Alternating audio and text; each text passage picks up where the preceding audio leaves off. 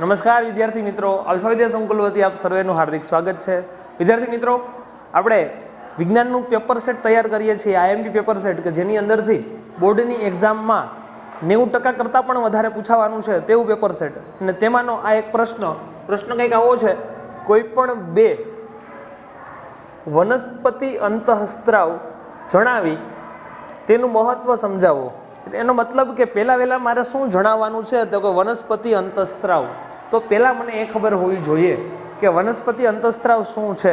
Okay, ત્યારબાદ આપણે આ પ્રશ્નમાં આગળ વધી શકીએ. સૌપ્રથમ સમજીએ અંતઃસ્ત્રાવ શું છે, એમાં પણ વનસ્પતિ અંતઃસ્ત્રાવ શું છે. જો વિદ્યાર્થી મિત્રો, વનસ્પતિ અંતઃસ્ત્રાવ બે પ્રકારના છે. અંતઃસ્ત્રાવ વનસ્પતિની અંદર કેટલા પ્રકારના છે, તો કે બે પ્રકાર, 2 ટાઈપ્સ.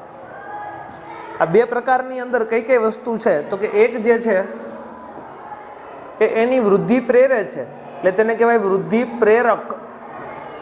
અને બીજું જે છે એ એની વૃદ્ધિ અવરોધે છે, એટલે કે વૃદ્ધિ અટકાવે છે, તો જેને કહેવાય વૃદ્ધિ અવરોધક. જો અહીંયા આપણે માત્ર બેને જ જણાવવાના છે, પરંતુ આપણે કમ્પ્લીટલી આખો પ્રશ્ન સમજી લઈએ, જેથી કરીને તમને યાદ હોય એ કોઈ પણ બે તમે લખી શકો. ઓકે, એક છે વૃદ્ધિ પ્રેરક, બીજું છે વૃદ્ધિ અવરોધક. વૃદ્ધિ પ્રેરક યાની કે વૃદ્ધિ કરવા માટેની પ્રેરણા આપે છે, ઉત્સાહ આપે છે. એના કારણે શું થશે, તો કે વનસ્પતિની વૃદ્ધિ વધશે.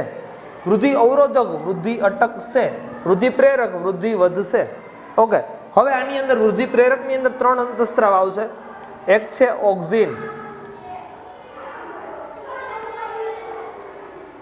બીજું છે ઝિબ્રેલિન,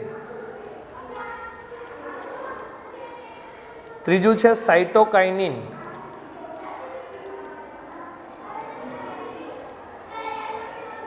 મિત્રો, વૃદ્ધિ પ્રેરક 3 અંતઃસ્ત્રાવ ઓક્સિન, ઝિબ્રેલિન અને સાઇટોકાઇનિન. વૃદ્ધિ અવરોધક માત્ર એક જ અંતઃસ્ત્રાવ છે, જેને શોર્ટમાં કહેવાય ABA યાની કે એબ્સિસિક એસિડ.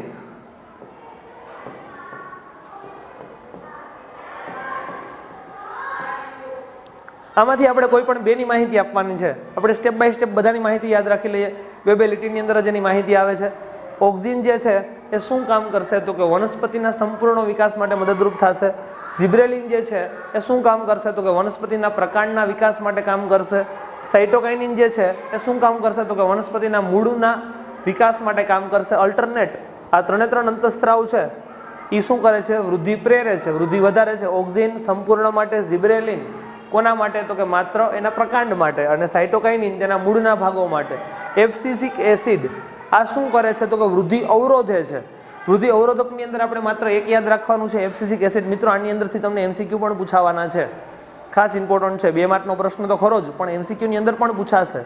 ઓકે, એબ્સિસિક એસિડ જેમાં શું થશે, તો કે વનસ્પતિ જે છે એ સુકાઈ જશે, અથવા તો વનસ્પતિના પર્ણો, જ્યાં સુકાઈ ગયેલા તમે પર્ણો જોવો છો તેમ વનસ્પતિને સુકાઈ જાય છે, અથવા તો વનસ્પતિના પર્ણો સુકાઈ અને ખરી જાય છે, જેના કારણે અલ્ટરનેટ શું થાય છે, તો કે વનસ્પતિનો તો નાશ જ થાય છે.